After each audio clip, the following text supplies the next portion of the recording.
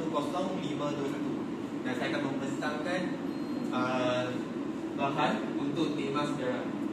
Jadi bahan yang saya pilih ialah tajuknya kesan pemerintahan kolonial terhadap kegiatan ekonomi masyarakat Melayu di Melaka sehingga era kemerdekaan. Yang pengarangnya ialah Nur Diyawati Abidin dan juga Adnan Yusof. Diterbitkan dalam jurnal Action, Journal of Environment, History and Heritage, dan tahun ialah Disember 2021. Di dalam sumber ini terdapat 5 kandungan yang utama, iaitu yang pertama pengenalan, yang kedua latar belakang, yang ketiga kemasukan kuasa barat dan era penjajahan, yang keempat ialah kesan terhadap kegiatan ekonomi orang Melayu di Melaka, di mana dekat bahagian sini lebih banyaklah, dan yang terakhir ialah kesimpulan. Baik, untuk pengenalan, kegiatan ekonomi mencerminkan kemajuan negara. Kalau negara itu maju, maknanya ekonomi akan besar. Yang kedua, masyarakat Melayu awal menjalankan ekonomi tradisional, contoh menanam sawah padi dan sebagainya. Yang ketiga, selepas dijajah, ekonomi dualisme diadakan oleh penjajah. Kaum lain dibawa masuk menjadi buruh kasar. Dan yang keempat, Cina tertumpu di bandar, di mana bandarnya asalnya Lombong. India tertumpu di estet ataupun ladang getah, dan Melayu kekal di luar bandar. Baik, untuk latar belakang, corak ekonomi di Melaka berubah sejak kedatangan Portugis pada tahun 1511,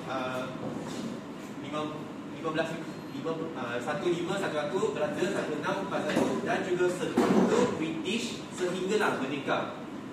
British memperkenalkan sistem ekonomi dualisme. Apa itu sistem ekonomi dualisme? Ialah pertama, ekonomi tradisional dan juga ekonomi komersial. Masyarakat Melayu luar bandar lebih miskin kerana peraturan pemilikan tanah dan perkembangan ekonomi dualisme yang diadakan tadi.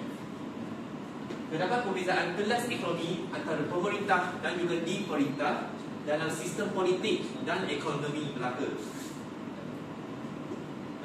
Untuk kemasukan kuasa barat dan era penjajahan ialah seperti yang dinyatakan tadi. Pertama, kita bermula dengan Portugis yang menjajah Melaka. Selepas itu Belanda juga di Melaka, dan seterusnya British yang meliputi satu tanah Melayu pada masa itu. Untuk kesan terhadap kegiatan ekonomi orang Melayu di Melaka, terdapat beberapa kesan. Yang pertama, aktiviti ekonomi orang Melayu tertumpu kepada sektor pertanian, di mana ialah ekonomi tradisional. Baik. Ekonomi tertumpu kepada tanaman padi sawah kerana faktor warisan, sara diri dan juga syarat pegangan tanah adat, dan syarat ini diperkenalkan oleh British. Dan sebilangan Melayu bermula pertanian getah selepas kemasukan kaum lain. Kesan seterusnya, sektor ekonomi orang Melayu tidak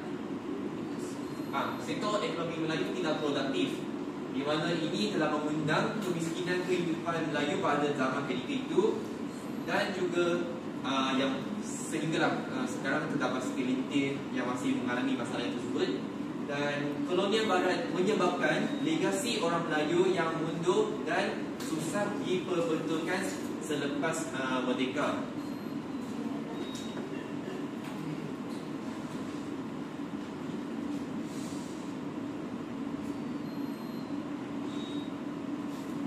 Yang ketiga, saringan dalam ekonomi ekoran kehadiran orang Cina. Cina mengutamakan kegiatan yang cepat memberi pulangan. Contohnya perdagangan. Di sini ada pelombangan, ubi kayu, gambir, kopi, tebu dan juga lada hitam. Dan seterusnya ialah